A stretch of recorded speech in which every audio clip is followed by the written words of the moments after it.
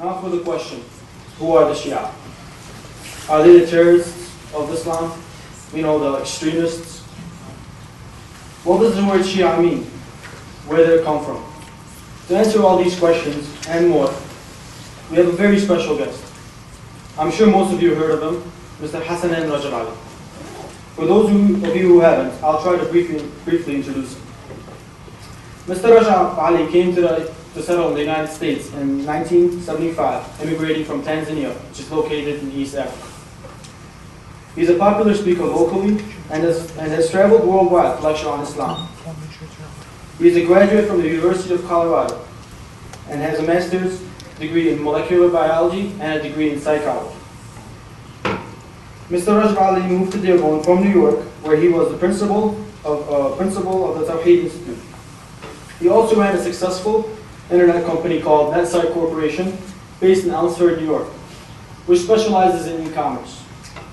Mr. Rajabali is currently the director of Camp Taha, America's first Muslim-owned camp, located in Columbiaville, Michigan.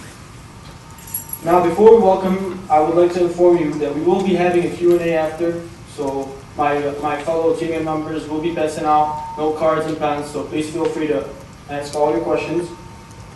We'll try to answer all of them. Also, after the event, we will be having pizza and refreshments. Do not be hesitant to grab a slice or two. And now let us welcome Mr. Hassanain Rajabali to the podium. Bismillah ar-Rahman ar-Rahim. Alhamdulillah Rabbil Alameen. I begin in the name of God, the Beneficent, the Merciful, and all praise belongs to Him for having created us when we did not deserve to be created. The subject is, who are the Shia? And obviously this is a very important subject, not only from a theological point of view, but also from a political point of view, because today, as you know, the word Shia resonates in the political world also. And I think there seems to be a bit of a misconception, misinformation / disinformation about the Shia, particularly because of the fact that this community of believers in Islam happen to have a certain amount of impact on the geopolitical world today. So let me begin by, first of all, defining the word Shia, because I'm sure many of you know what the word means. But I think it's important to understand it, because sometimes we have a tendency that if I belong to a particular school, or if I'm a Christian and not a Muslim, or if I'm a Muslim and not a Christian, I see the other side as a foreign entity. And therefore I have these stereotypes that I listen to, which I get from the media, from mass media, or from friends, or from enemies. And then of course I kind of make up this concept of what the other side is like. And typically we tend to belittle the other side because we like everyone to be on our side. And anyone who's not on our side, as they say, in modern day media, they say, if you're not with us, you're against us. And this concept of segregation, or this very dividing line, tends to be very corrosive and dangerous. And I think getting information and understanding the diversity of humanity is fundamental to understanding that the human race will always have diversity of opinions, diversity in culture, diversity in religion, and within its own religion there will be diversity. So let's define the term correctly so that we understand, and then hopefully we will delve deeper into some areas. Of course, this is a broad subject. When we say who are the Shia, it's a very broad subject, but I think if we can get to the root of understanding between various religions and why each religion has a particular title, then we can begin to understand why they exist to begin with. Shia is an Arabic word actually that implies a helper or a friend. And the Holy Quran uses this term not necessarily for a good side or a bad side. It's actually it's a relationship of helping someone. For example, in the story of Moses, when he goes and helps a believer against the people of the Pharaoh, there was a person from the side of the Pharaoh who was fighting with this person. Moses goes and helps him, and the Quran uses this term Shia, meaning he was his helper. So this term actually has stuck due to historical reasons. The term Shia is not something that's really delegated by God as a title. The title that has been given to mankind for believers and worshippers of the truth in modern time, and always has been, the title has been completed by the name called Islam. And God says, Inna Deena indallahi al-Islam. The religion to God is al-Islam, meaning the submission, which the root word means also peace and submission and so on. So it's actually a proper noun. Al-Islam is a proper noun, which also denotes a verb, which is submission, and of course, which denotes peace. The root word salama also is derived from the same root. The term Shia actually came later on in time due to the political events that took place, which kind of stuck within a community. The Messenger has used this term in many ways historically from all sides of the Islamic schools of thought, that the group of people who support any particular group are known as the Shia. So historically, for example, after the departure of the Messenger of God, as we understand, there was a dispute as to who should be the successor. Was there a successor appointed? Is there a successor? And if so, who is it? So basically divided into two groups. One group insisted that the Prophet did not appoint someone, and therefore he left it to the people to appoint. And that led to a caliphate that started under the Umayyad Empire, which then led to the Abbasid Empire, which is another empire that ruled for a long period of time. And those who were supporting the starters of these kinds of differences on both sides were known as Shia.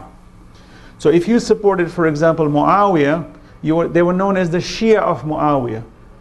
And then those who were with Ali, they were known as the Shia of Ali. And as you know, Ali was the son-in-law and cousin of the Holy Prophet.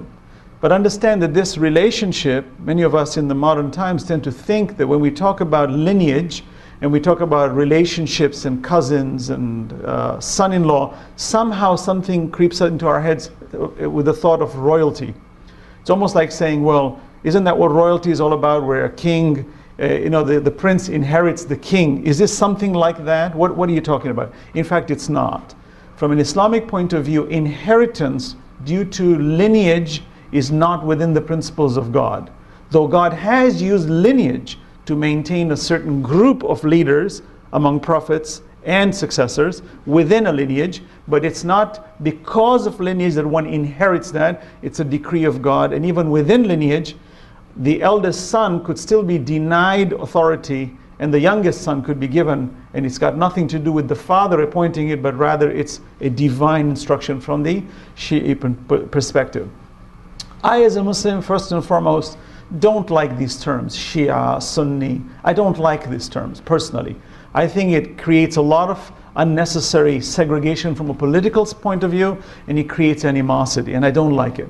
I really think that we, as Muslims, should address ourselves as Muslims, and then if there is a need to be more granular and to describe the particular perspective that we take within Islam, one can say that I'm leaning towards this particular pathway, which may come under the category of Shia or Sunni, but as far as I'm concerned, that should be a secondary matter, not a primary matter. So the terminology we understand is just the term Shia. Historically, we understand, which is fascinating from either side, that successorship is essential and fundamental in Islam. Islam is composed of two major schools, the Sunni and the Shia, and both schools, which really form the entire Muslim population on earth pretty much today, you find that they all unanimously agree that successorship is fundamental to the continuity of the message of God. Okay. One school, which is the Sunni school, states that the Prophet did not appoint and left it to the people to choose. The other school says no, the Prophet cannot leave this world without appointing someone, and the Quran clearly stipulates that there is authority that is supposed to succeed, and that successorship in its fundamental principles must be appointed by a divine authority, either directly from God or from a prophet, and it cannot be given, that authority cannot be distributed among the people. Meaning you cannot do a shura where we have a council of gatherings and then we're going to decide who the next Khalifa is going to be. Now here, the term Khalifa according to the Quran means a successor. Khalifa just means successorship, inheritor, one who inherits. God has said all of mankind is also Khalifa. Inni ja'ilun fil ardi Khalifa. I will place on earth an inheritor. Meaning you and I are also Khalifas, but in the fact that we have been created as human beings on earth and been given authority in other words, authority to wander the earth and to use the resources of the earth for our benefit, God says you are its inheritors. And therefore there is a level of khilafah that we all possess, but this is not the khilafah we're talking about, because the Quran distinguishes these two types, one being the general and one being the specific, which in Arabic is known as am and khas, meaning you have generalities and then you have specificities. Here we're discussing specificity.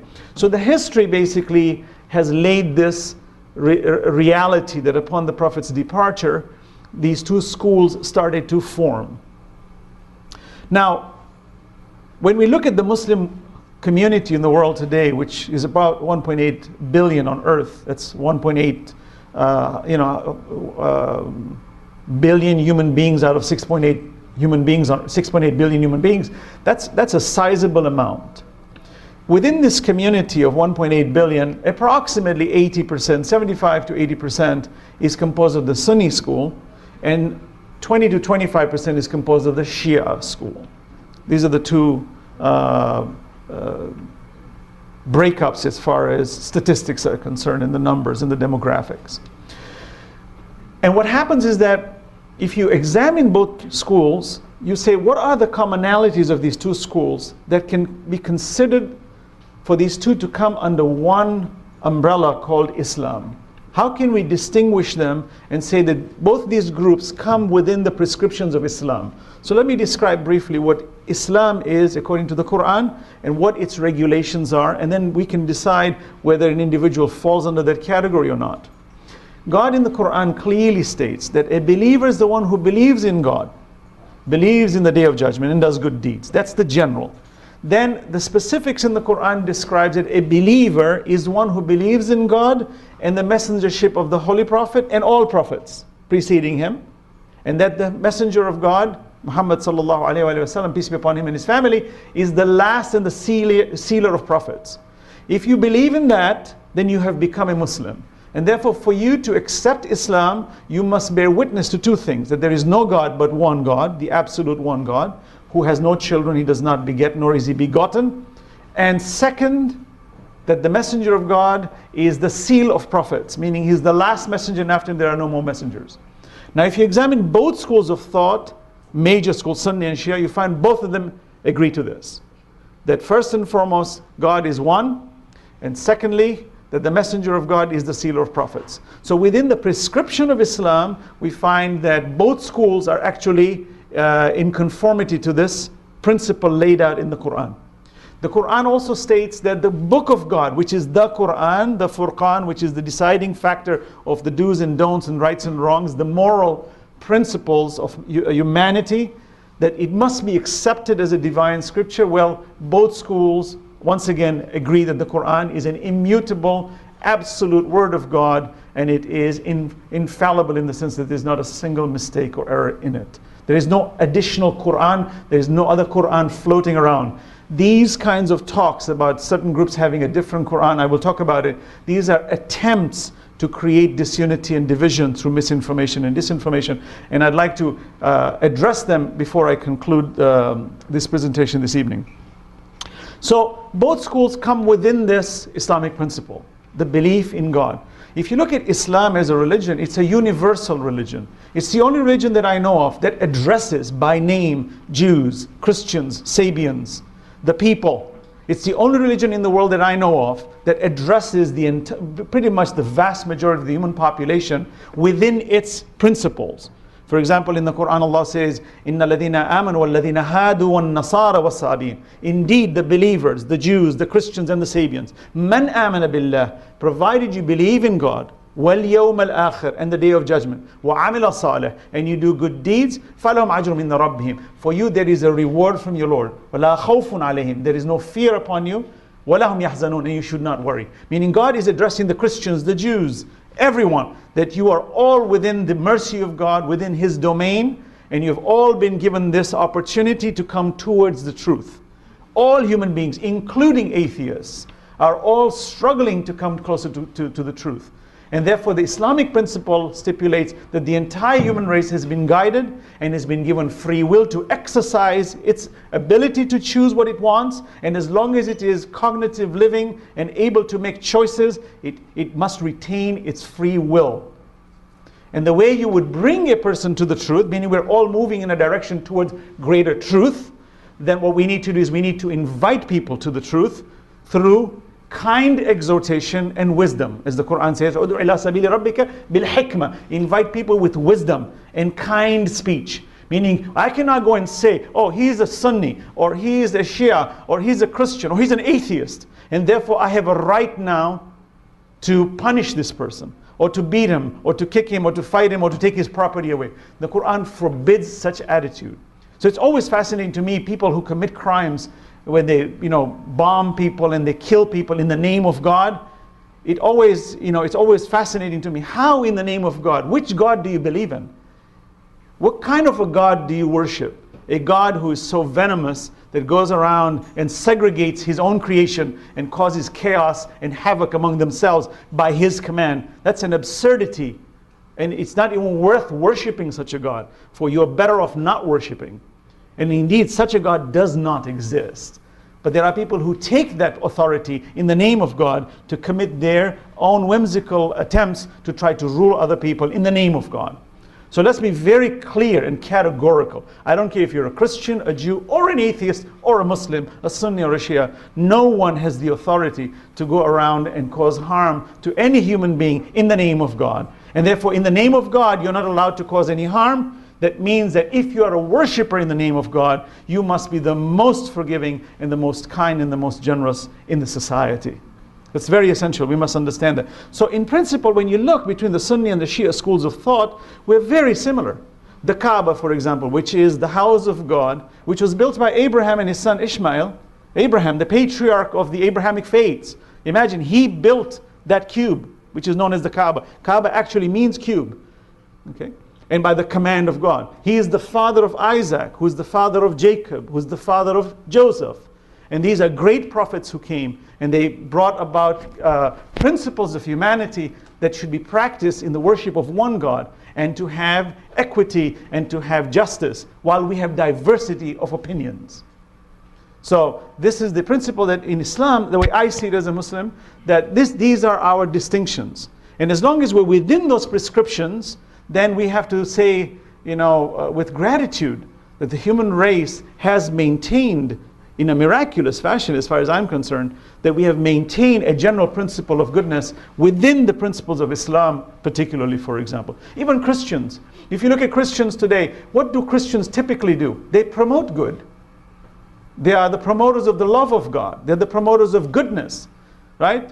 Jesus says what in the Bible? He says, why do you look at the speck in your brother's eye when there's a log in yours? Okay, that's a good principle. Meaning, don't go pointing fingers at others. Look at yourself. Jesus says, when someone abuses you, turn the other cheek. Be forgiving. Okay, that's a promotion of goodness. Such promotions are what gives credence to such religions to exist for long terms. And we as believers and as human beings who are brothers in believers, among believers, meaning we are brothers in humanity, or we are brothers among believers. The basic principles of the promotion of good and the forbiddance of evil should be our driving force. So getting back to the same idea of Shia versus Sunni, as one would say Shia versus Sunni, in principle really, even the Kaaba is at its center, the 5 daily prayers is at its center, the Quran is at its center, the Holy Prophet is at the center, God is at the absolute center, and the belief in the Day of Judgment is at the center. There is really very minimal difference here. If I extend this between Sunni and Shia to a further out of Islam, you'll find even among Christians and Jews that the majority of both these 3 schools, are really the majority overlaps. It's the minority that does not overlap. The majority overlaps. It means we have commonalities that are a majority, and it's a minority that's not a commonality. So we as a human race should consider this and understand that we have to see this diversity from a broad spectrum, and then we can understand why our differences exist. Having said that, today from a geopolitical stand, you find that there's so much misinformation going around, which leads to tunnel visions, which leads to destruction, which I think is a poison that consistently gets fed within the communities that needs to be eradicated, or at least we need to be immunized from such poisons. Okay? It's a blessing that we have organizations like Thaqalayn Muslim Association, for example. Now here Thaqalayn Muslim Association says, oh, it's a Shia promoter. It's a group that promotes Shiism. And versus the MSA. No, as far as I'm concerned, they're both Muslim organizations. And they have a right to express their positions. And if there were 10 other Muslim organizations, TMA, SMA, whatever, however many acronyms you want to put it together. It's fine. As long as you substantiate your positions, and you have a right to substantiate, which is what we love in a very diverse community, where everyone's given a means to express their positions. The sad thing is when we dislike people on the other side. And we have what we call intolerance for people on the other side. That's the sadness, which in my position is you cannot be a promoter of good when you harbor hatred or animosity, or you misinform or purposefully disinform in order to create chaos and havoc, or in order to maintain your own side by belittling the other side. I think there's a weakness to that, there's a sickness to that, which we don't realize it leads to a lot of destruction. For example, you know that there are many people who think, as atheists for example, that the believers in God condemn the atheists to hell. Often atheists will have arguments, says, oh, so you believers think that we are going to go to hell, aren't we? We're all going to burn in hell. In fact, the Pew research that was done recently, more than 70% of believers in God do not consider atheists to be condemned to hell. But look at how the media presents it.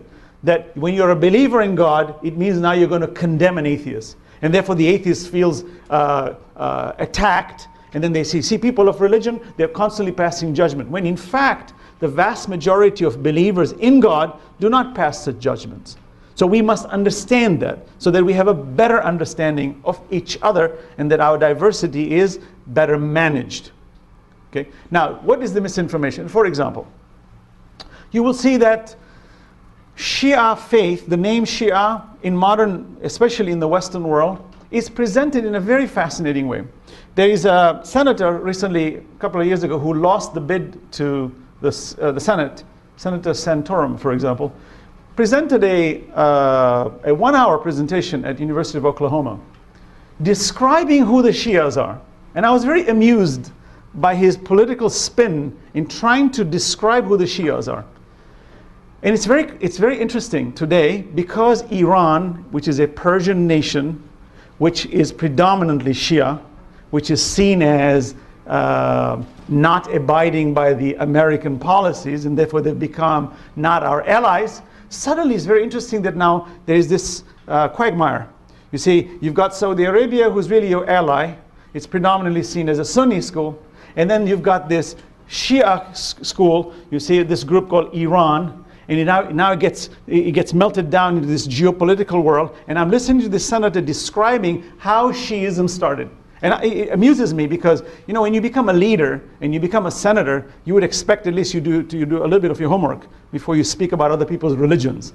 But here's how he's introducing it. He says Shiism started by the Persians.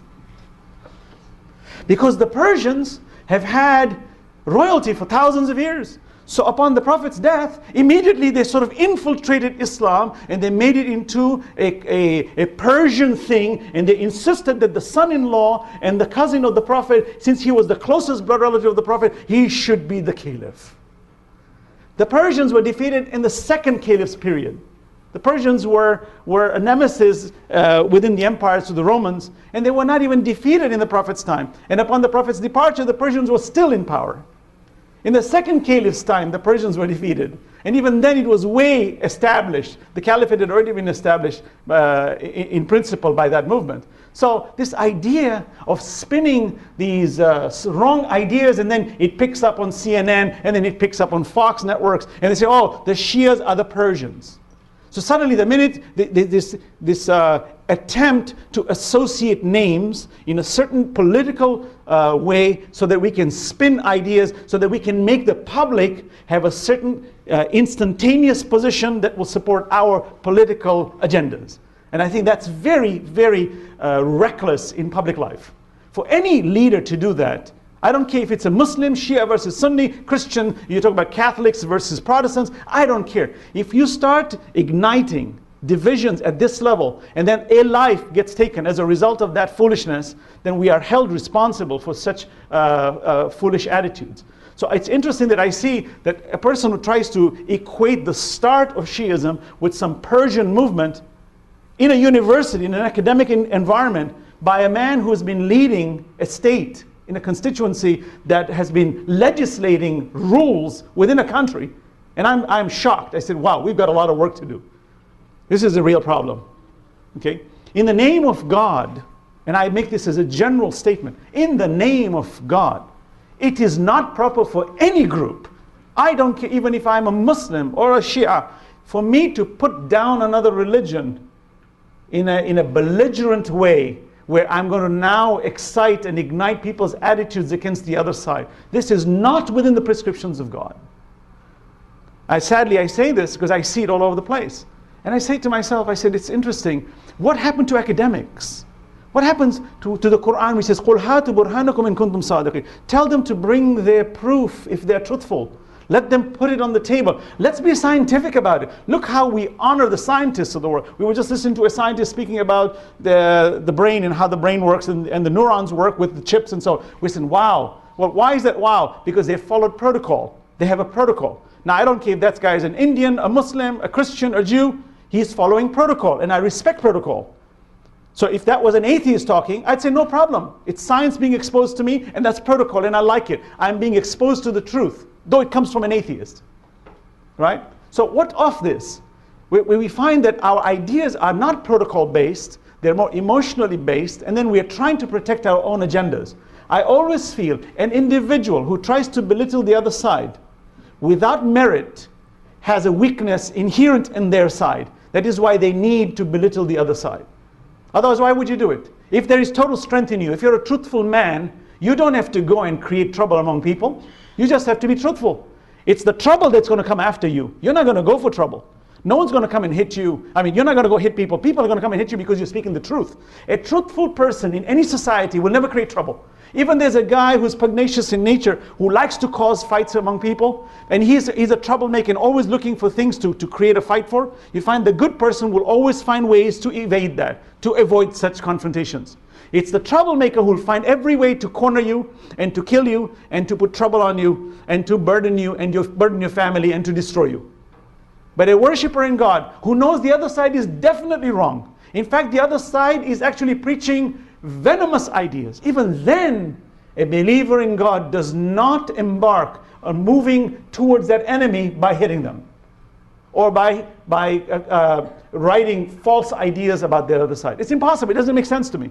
So when I go on the web and I see wonderful sites that have so much information, then they have this link, groups, Shia, beware of Shias. What is this now? I said, wow, look at this site. So much work has been done. It's so beautiful, the amount of work that has been done to educate the community about the principles of Islam. And then suddenly this little poison pill has to be sitting there. And you press on it. I said, well, if I was on that side, would I be doing such a thing? Do I have to warn you? Hasn't your mind been taught the wrong and right? And at what level should I warn you? Yeah, if that group goes around killing people, it's creating all types of clandestine movements that are very dangerous to the growth of the community. Yes, warn the people. Oh, watch out for the Christians. You know, you need to be aware of them. Watch out for the Jews. What nonsense. If you're going to bring such ideas forward, bring it at an academic level. Even then, don't make judgments and say, this is the Christian philosophy, this is the Muslim philosophy, these are our differences, you decide what you think is wrong and you decide what you think is right. I think that's more proper than for someone to write a website, for example, where you're bashing a group of people and then it kind of lingers in the tongues of people. And the person says, so which school of thought do you follow? I'm not sure. Oh, excuse me. They run. Why? Oh, because you're somehow contaminated and I can't get near you. And don't even talk to them. They're dangerous because they're constantly hiding things under there and they're using taqiyya. You know, they're always hiding. They've always got this secretive society. Any community that tells me this, I said, you've got something that you're hiding. Why do you say that? Why don't you put it on the table? Why don't you say it the way it should be? I'm not afraid. Look, as a Muslim, many a times when I've had my debates with atheists, people say, you're going to debate atheists? You know, those guys are pretty tricky and slick. I said, fine. If they can win the argument, more power to them. Then I need to improve myself. then what I believe in is weak. And if it cannot sustain scrutiny, then I better change. I'm a fool to think that I'm living in the truth when I'm so afraid of being interrogated at the level of my spirituality. Many of us, by the way, have fear of being questioned because we are very comfortable with the little things that we've caught up with, and it's mixed with the cultures, and we feel very comfortable. And don't get me into this because I'm going to become confused. Fine, you don't have to. But what if it does? What's going to happen to you? So let us be broad-minded and open and look at the reality of what the world is all about, and to say that this kind of information, misinformation, is very, how would I say, it's very regressive in nature. And this was not the principles of the Prophet. For example, in the history of the Prophet's life, you find people used to call him magician. They called him a madman. But his character didn't change. As much as negative information was being spread against him, he was consistent.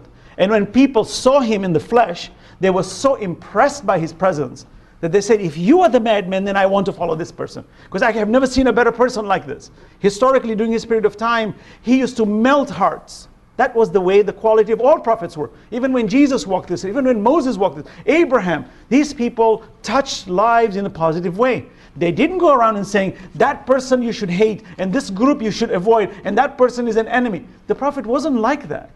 Even when he made treaties with the Jews who didn't like him, even then he treated them well. All this information out there that the Prophet was very quote-unquote Semitic. By the way, this always interests me, anti-Semitic. Semite is an Arab too, you know that.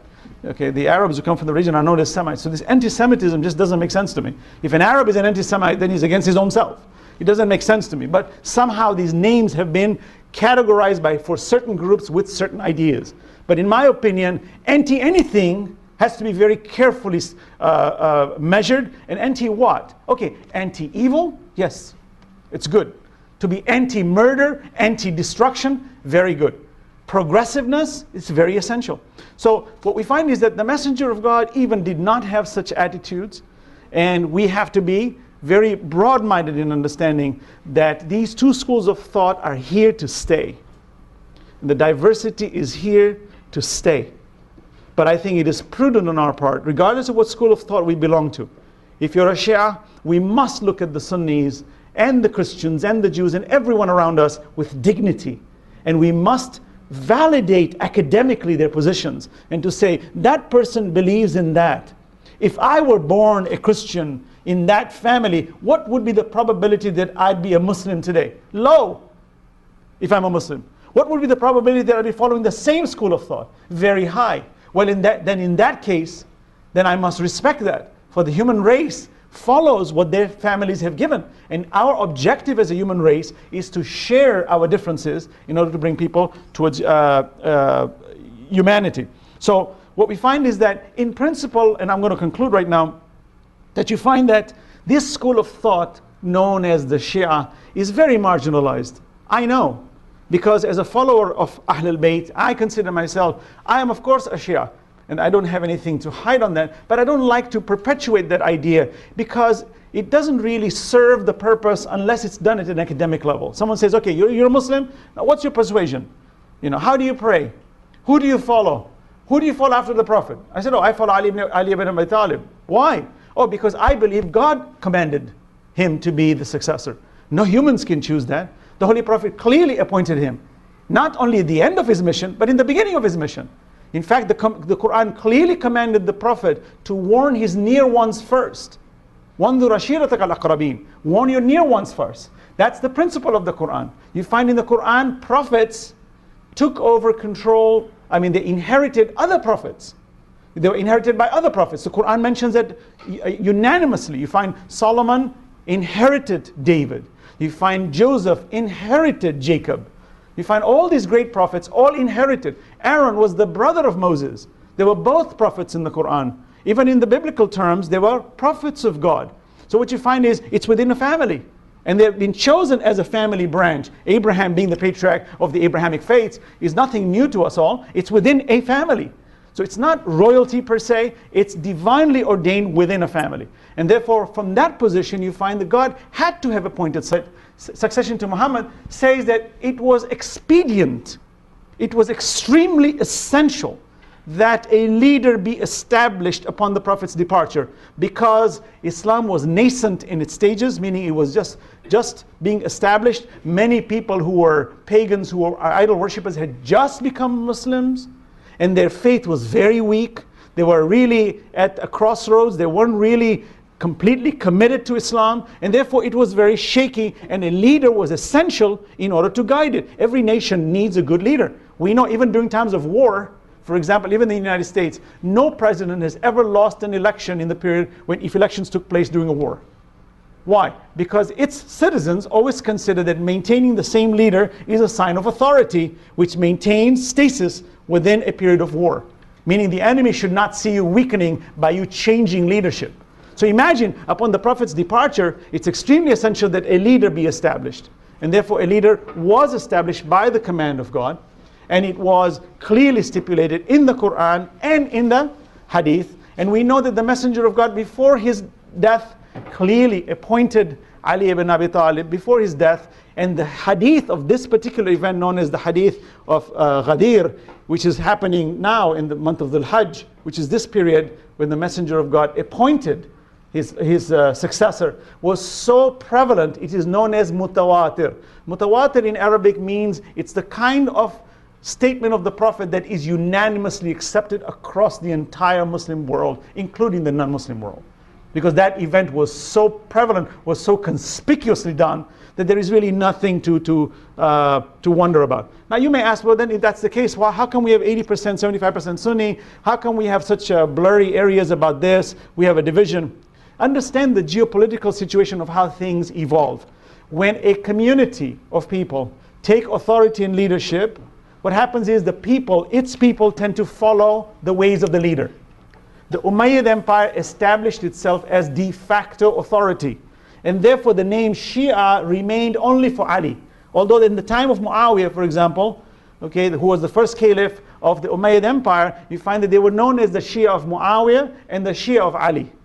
But because Muawiyah became de facto authority, you find the name Shia on that side fell, and what remained was the Shia of Ali. And today the Shias are known because of that. Otherwise, this name even would not have existed. And remember, names only exist because there's a contrarian point of view. If you were the only human being on earth, probably you would not have a name. But as soon as there's a second human being, now you have to identify yourself. Such identification becomes an inherent characteristic of exposing your quality versus another person. That's the only reason. So we're not here to cause names and to break them into various names in order to cause division, but there's a natural phenomenon of having names in various sizes. Even Ahl Sunnah wal Jama'ah evolved much later in time. It wasn't in the time of Muawiyah, although Muawiyah had a system of Sunnah, but that name did not solidify until later on in time. So what we find is that because the Umayyad Empire became the de facto empire, which ruled for almost 90 years, which was then taken over by the Abbasid Empire, which was once again ruling for a long period of time, they all proclaimed and maintained the caliphate according to this Sunni school of thought, and therefore it became prevalent in that community that more people would follow that. Now if you look at the world today, demographics, and I'll conclude on this, if you look at the Middle East, the Shia and Sunni population is very close to almost 50-50, maybe 60-40, Sunni Shia, in the Middle East. When you go further out of the Middle East, you find the ratios change drastically. Indonesia, if you go to any areas outside of the Middle East, you'll find that the vast majority tend to be Sunni. Why is that? But what happens is they tend to follow whoever is in command at the central authority, and therefore they tend to follow. You examine today in the Christian world, you find the majority of the people among Christians are Catholics. Why? Because the Catholics ruled for the longest period of time, and therefore they are a majority. The Protestant faith started later on in time. The United States, for example, has more Protestants. But still, Catholics are a majority on earth. Why are they majority? If you ask a Protestant, they'll tell you historically this is because they ruled for the longest period of time, and therefore people followed that particular school and particular ideology. So in conclusion, it doesn't make one school right over the other because of majority versus minority. We're not here to debate the majority issue, but we're here to understand the demographics of why these two schools of thought exist and what do they actually imply. I hope I've made some headway into this and hopefully do justice to the subject. This is a very broad subject, obviously. which requires a lot of discussion. But nonetheless, I think it's important for us to understand that we have to, from whichever school of thought we belong to, we must have, and I'm concluding on this, we must have a broad vision to understand and respect diversity. I always say this, and I'll conclude on this: God is the one who created us all. He has authority over the entire universe. He owns the universe. And many a times you and I think, I need to go and do God's work and make everyone follow my way. Everyone should follow my way because I want to do God's work. Because God told me, make everyone follow the truth according to what you think. And I always smile about that. I said, God could have done it himself. And even you and I going around cannot make everyone to follow our way. Then what is the real mission behind it? Diversity is here to stay. And you and I better accept it and understand that difference of opinion, even among identical twins, is never the same for everything. And that's here to stay. So let's learn to agree to disagree agreeably. Thank you very much. Assalamu alaikum.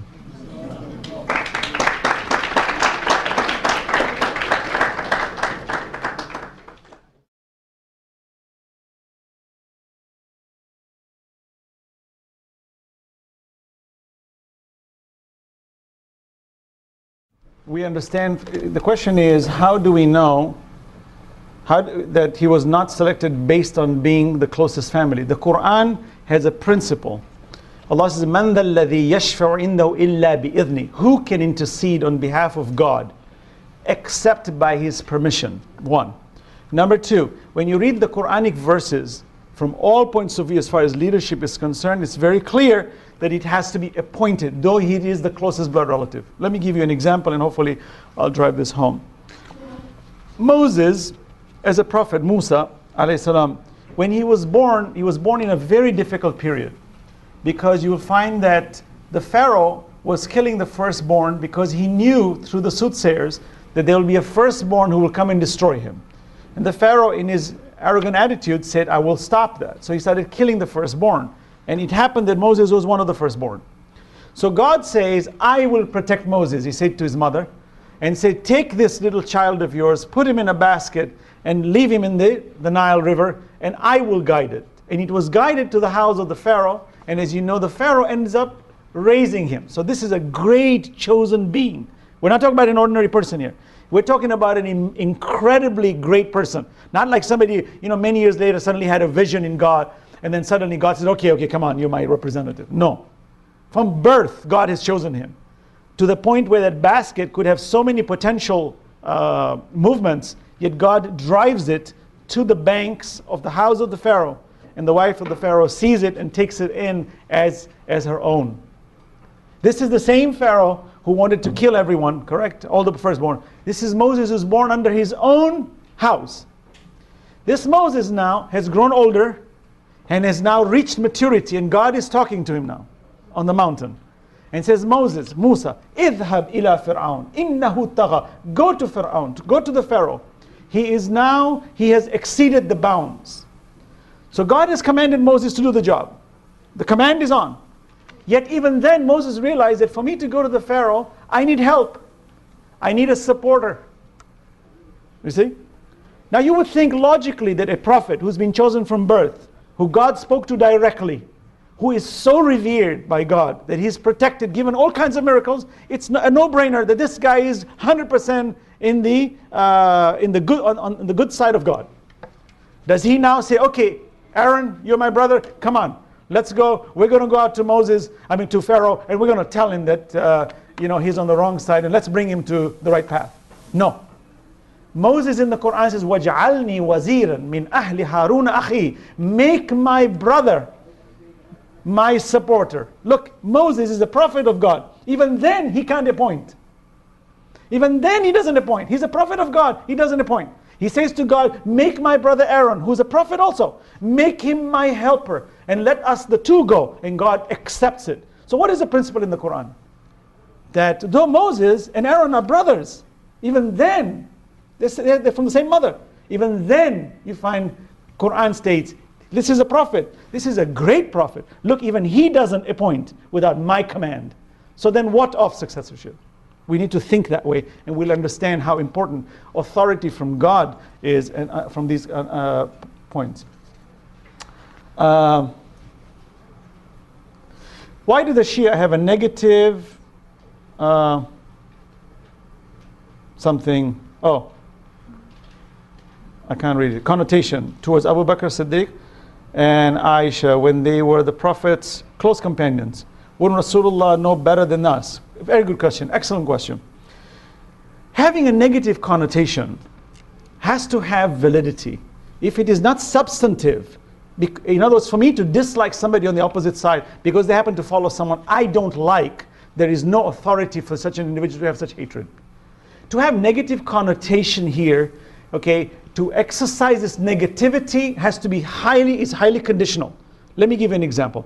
We're talking about Abu Bakr, who was the first caliph, meaning he took the caliphate when in fact from the Shia point of view, Ali should have been the successor, right? So now you have a dispute. So let me give you an example of how the very man whose authority God gave was taken from him. What did he say? And how did he behave? And this is really a lesson that we all need to learn. Whether we're Sunni or Shia, we need to learn this lesson from this angle. You find that there was a man from the children of Israel, Bani Israel, who came to him and said, look, your prophet just died and you guys are already disputing about who's the successor. Basically trying to get him excited. And Imam Ali, who is now the authority of God from a divine prescription, he is the authority of God, says to him that we Muslims are united. We believe in one God. We worship, our prayers are intact. Our Quran is intact. Our belief in the oneness of God is intact. Leave us alone. He doesn't go around and say, no, you're right, let's get together and let's fight it out and let's hash it. What does Imam say? That although the caliphate has been taken, our objective as Muslims is to protect the principles of Islam. The difference of opinion, we can talk about it. It is very clear that Abu Bakr was definitely a companion of the Prophet, but Sahaba understand one thing. Within the principles of Islam, and this is something very important for us all to understand, that just because somebody inherits the title Sahaba, it doesn't necessarily make him right or wrong. So if I say, for example, he was a Sahaba of the Prophet, it doesn't mean anything. Sahaba in Arabic, Sahaba in Arabic means a person who is in close proximity to you, the one who's living by you, the one who met you, the one who sat next to you. For example, you find Joseph, a great prophet in the Quran, is imprisoned.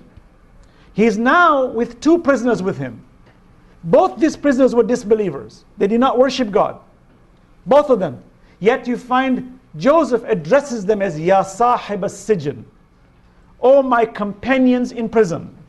He doesn't say, he calls them Sahib as-Sijn. Sahaba here in the Quran means my companions. You find in the Quran, God mentions people who will enter hell. Ulaika ashabun nar. They are the companions of hell. Okay, again Sahaba, the word is used. Ulaika ashabul Jannah. They are companions of paradise. You notice the Quran is ambivalent.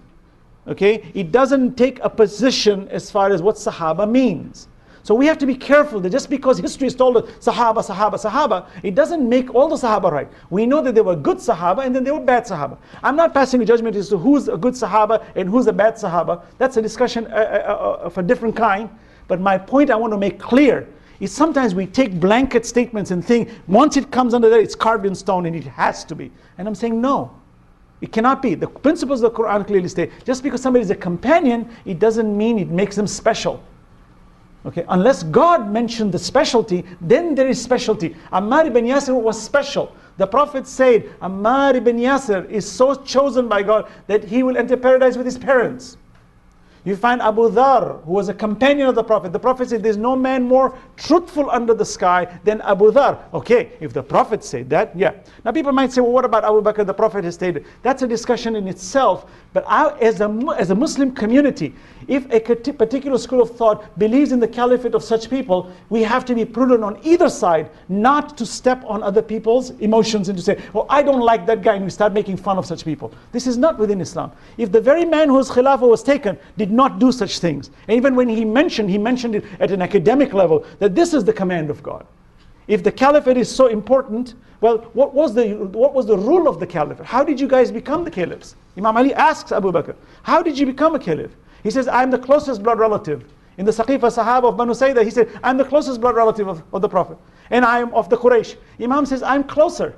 And I'm not only Quraysh, I'm Banu Hashim within Quraysh. And the Prophet chose me. So these are the academic discussions. But for me to pass judgment and hatred and condemnation, for example, say, oh, he's going to go to hell. So those caliphs are going to go to hell. I said, who told you this? There is a beautiful story of the Holy Prophet burying a human being, one of the followers, one of his own Sahaba. Here's a Sahaba once again. After he's buried, his mother or his wife started making comments, oh, I can see him in paradise. So the Prophet says, how do you know that? He says, well, Prophet, you're a prophet of God. You buried him. You prayed for him. You stood in front of his grave. He has to go to paradise. The Prophet says, no, you can't say that. Did God tell you that? Who told you this? Are you the master of the day of judgment? Or is God the master of the day of judgment? Who allowed you to pass such a judgment?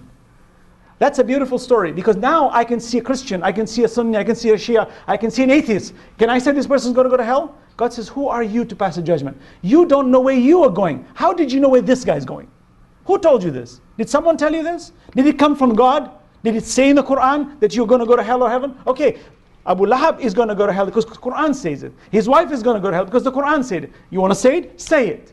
But if God didn't say it, who are you? So people who make judgments against the caliphs and pass, categorical judgments that such a person is going to burn, that's your comment. And such venomous comments should remain within your own tongue. And in my best of advice is, get rid of it. Because that's not what God has created us for.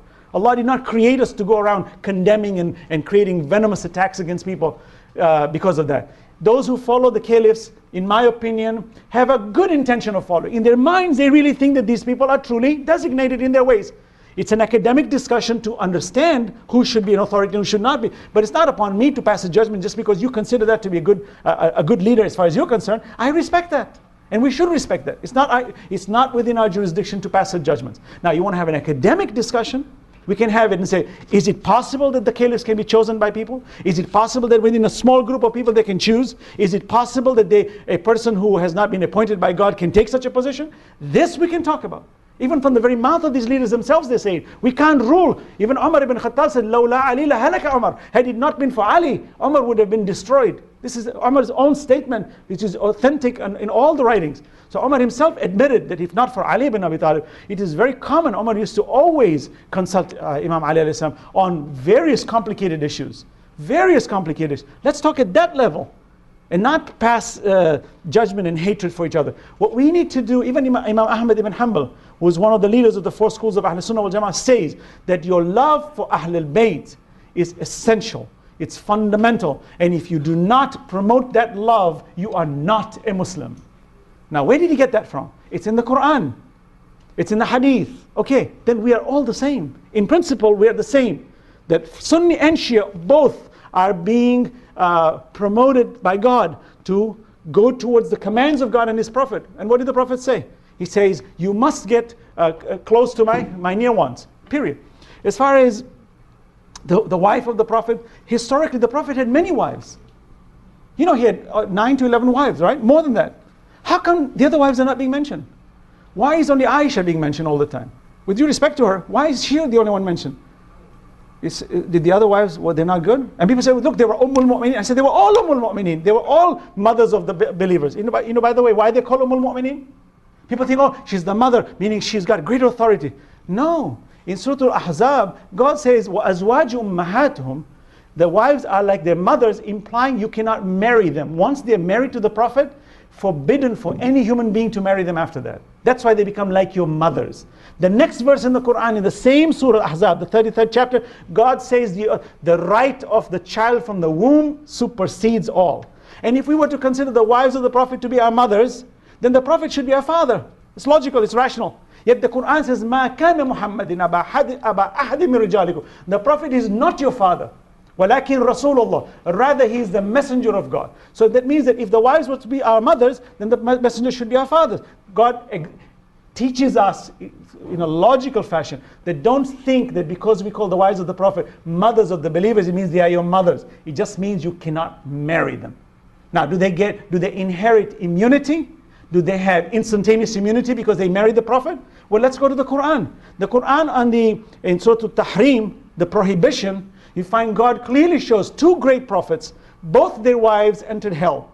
Will enter hell on Judgment Day. Now, am I making a judgment of this wife? No, not at all. But let us understand the principles that there are good wives, bad wives, medium wives. We all have them. And that's the principle within Islam. No one's passing a judgment as to which wife is going to go to heaven, which wife is going to go to hell. The point is, let us not try to take immunity by saying, because she's the wife of the Prophet, or any of them are wives of the Prophet, including Khadija, that suddenly now they get natural immunity. The Prophet said very clearly, Khadija and I will be in paradise together. The Messenger of God stated this unanimously. Every school of thought agrees that. Now, were the other wives bad or good? I'm not here to pass judgment. What we're here to understand is, this is the principle from the Quran, that even though you're a wife of the Prophet, that doesn't give you natural immunity. For you find ضرب الله مثلا للذين كفروا امرأة نوح وامرأة لوط كانت تحت عبدين من عبادنا صالحين فخانتاهما. An example of two servants of God who had two wives. وَقِيلَ ادْخُلَ النَّارَ مَعَ الدَّاخِلِينَ. And on Judgment Day, because they disobeyed the prophets, because they were so difficult, God says, and they will be told to enter hell. What happens to the rest of the wives? Only Allah knows. Our obligation is to search the truth and find the best balance and to respect them. Imam Ali alayhi salam, after he defeated Aisha in the battle of the camel, he respected her. He did not belittle her. He respected her. He didn't even enter the tent where she was. He sent her own brother, Muhammad ibn Abu Bakr, okay, who went in. Why? Because it was the honor to be given to the wife of the Prophet. When she was taken back to Medina, Imam Ali brought her back with dignity, took her to her house with dignity, though he defeated her in the battle of the camel in Basra. Even then you find Imam Ali respected her. That's the principle we should follow. Anybody want to ask a question? There's a lot of written questions here. You say that Islam was nascent in the 7th century. Isn't there a belief among Muslims that even Adam was a Muslim? Clearly, all prophets of God were Muslims. Quran states that Adam was the first Muslim on earth as a human being, and all prophets were Muslims. Hanifan Musliman. There was no such thing as Christianity, Judaism, Hinduism, Buddhism. These all were given names in their own various ways. As far as Islam is concerned, all prophets were Muslims. So Islam is not a new religion that just got completed 14 centuries ago, or in the 7th century. That's not true. Islam got completed as a law of God 14 centuries ago. But when did the law start? When Adam was created. So the laws of God on earth for mankind started with Adam, and therefore Adam was the first prophet, was the first Muslim on earth, and they were all Muslims. Muslims means what? They were submissive, and they promoted oneness of God. Even if you find, Jesus says himself, right? Why callest thou me good? There is none good but that which sent me.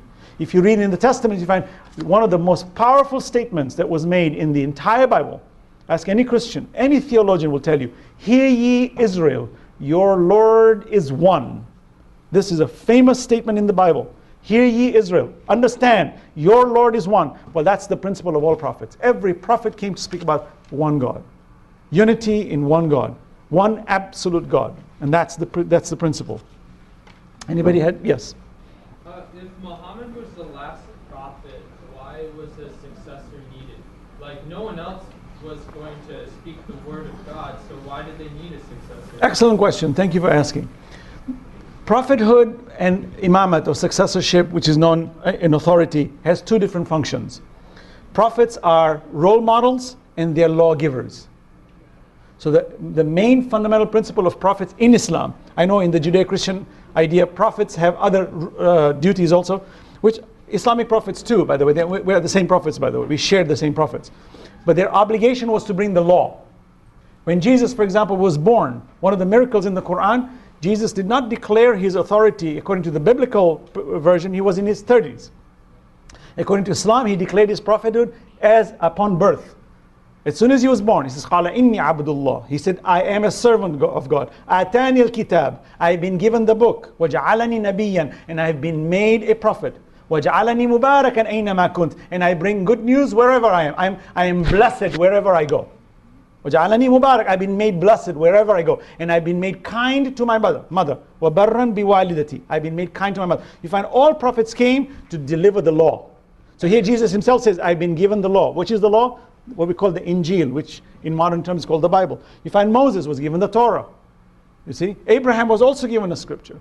Okay, you find that certain prophets were given scriptures, others were not given scriptures. So in Islam, 124,000 prophets were sent on earth, and every continent on earth had a prophet of someone. Because the Quran states every community has been guided. So that's the guidance factor. When the religion of God gets completed, now it requires explanation for its practice. For there will always be a problem with explanation and misinterpretation or reinterpretations, and therefore you need a divine entity to ensure that such interpretations are not misconstrued. Because if you look at the history of the Prophet, he declared his prophethood at the age of 40. So for 40 years he was silent, though his actions were prophetic. Meaning the Prophet never lied. In fact, the first thing the Prophet used when he declared his prophethood was he stood on the mountain and he said, if I tell you there's a caravan behind this mountain, will you believe me? And he said, yes. The very pagans of Mecca said, you are an honest, truthful man, you've never lied. He says, then I bear witness there is no God and I am his messenger. So that was his message. When the message got completed, how long did it take for him to deliver the message in public life? 23 years. Of the 23 years, 13 years he was under subjection by the Meccans. Okay, he was oppressed. He was not given an opportunity to preach. Then when he migrated to Medina, he had 10 more years before his death. Within those 10 years, 8 years he was being attacked by various groups, by the Meccans. They constantly sent armies to attack him, to destroy him. And he kept defending. So 8 years. He's left with really 2 years of real peace. You cannot explain the gravity of the law that started from Adam, which now is the compendium of the entire law, combined the Torah, the Injil, all the scriptures in one book. And now to explain it to the people requires a much more long-term effort, which is where successorship comes into play. So the Prophet is saying that I will suffer in delivering the message, and the Imams, and Ali for example, will suffer in explaining the message. But the Imams, the successors, are not allowed to bring new law. They can only reflect the law of the Prophet. If you look at the entire Najul Balagha, for example, the sermons of Ali ibn Abi Talib, not a word does he say, I say. He always says, the Prophet says. And this is what the Prophet wanted. And this is how you should do it. No Imam could ever bring a new law. Or, for that matter, abrogate a law. Impossible. They're not allowed to do that. If they did that, they would be blocking prophethood's completion, and now they'd be taking the position of prophethood. And they do not possess prophethood in them. They're just protectors, meaning reflectors of the message. And that's really the authority of Imamah. I hope I've made it clear. Yeah, thank you. Okay.